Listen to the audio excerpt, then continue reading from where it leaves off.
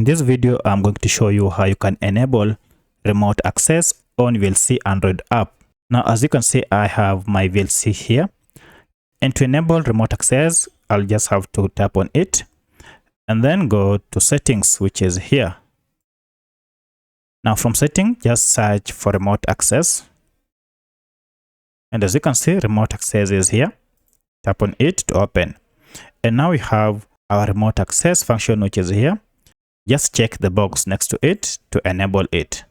And instantly the remote access has been enabled. If you swipe your screen, you can see further control actions that you can use while using remote access. So you may want to enable remote access if you want to share files across devices using VLC. If this video was helpful to you, kindly hit the like button and subscribe to this channel to support me. Thank you for watching, and let's meet in the next video.